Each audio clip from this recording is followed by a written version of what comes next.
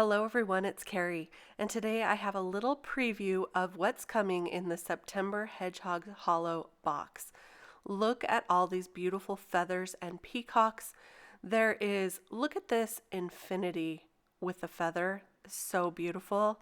There's another large peacock, a couple of them, and a silhouette of a peacock. Here's some feather borders, just so beautiful. Today I'm going to share one of my favorite techniques with these two stamp sets using a whole bunch of the feathers from these sets. So let's go ahead and get started. I have here some Neenah Solar White 80-pound paper, and I'm going to set it up in my MISTI using this MISTI corners to kind of bring it away from the side of the MISTI, because I'm going to overlap some of those feathers off the edge here, you'll see.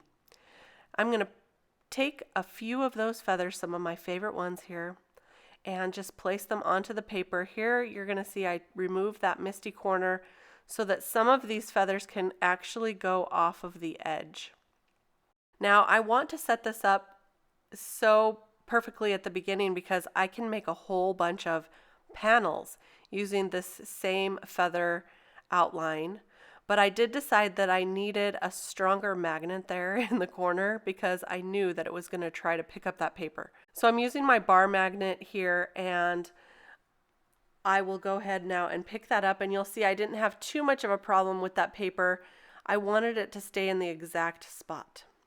So I'm using an embossing buddy bag here, and I'm just going to ink up these feathers with some Versamark ink, which is the clear embossing ink, and I'm going to put on some clear embossing powder.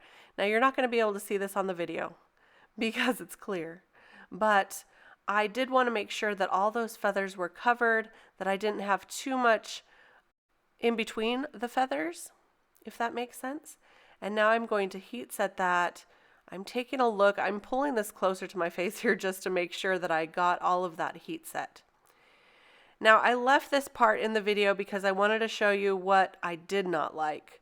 At first I thought I was going to ink this up very quickly with my stencil brush, but that's not the look I was going for.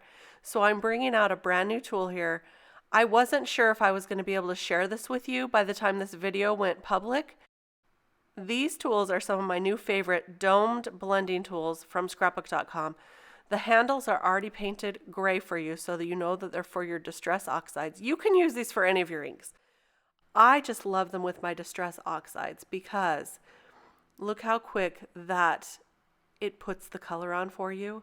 And because the foam is domed, there's no harsh lines.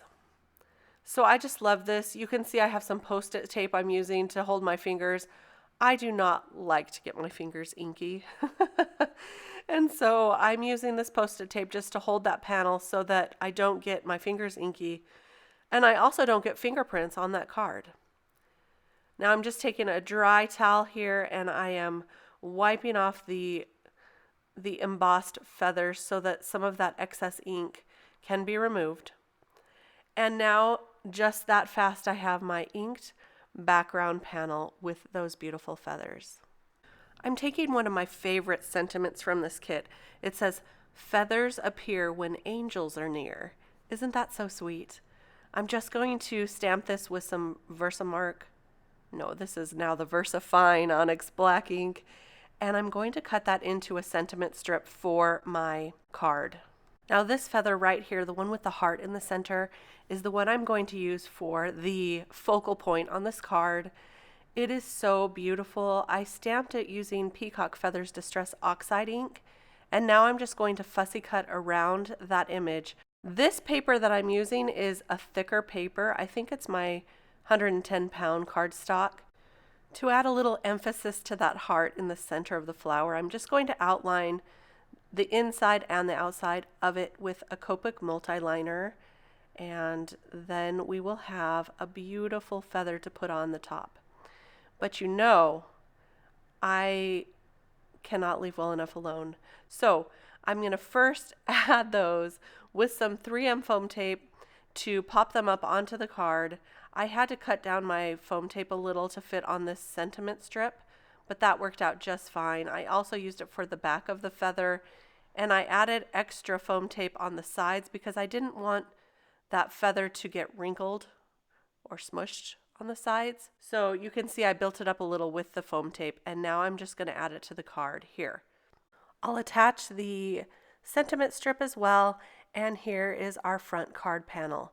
But here's the part you know. If you've been following me for a while, you know I love my Stardust stickles. I mean, I really love this stuff. And I thought that this peacock feather needed a little bit of glittery magic, so I'm just adding the Stardust stickles to all those little feathers here. You can see that I'm almost out of this. Again. There are just some things that I use a really lot on my cards. And I don't think you can see it very well in this video here, but at the pictures at the end, you'll be able to see a little more of that glittery goodness on this beautiful peacock feather, stamped in peacock feathers, Distress Oxide. It's like it was made for each other. Look at that. You see that? So pretty. So the last thing to do is just to add this to a top folding card base. Here I'm using a pre-scored, pre-cut card base, which is fantastic because I have taken my cards stock to the store too many times to have cut, and they've done it wrong. It makes for a very sad, sad day for me. So I am just going to use my liquid adhesive here. This is my favorite right now, to add it to the card base. And there you have my card. We'll add a few of these beautiful, pretty pink posh, sparkling clear gems to this card. And just a sprinkling here and there throughout to finish the card. I hope you enjoyed this project today. I have linked all the supplies in the description below and over on my blog if you're interested and you want a closer look at some more photos.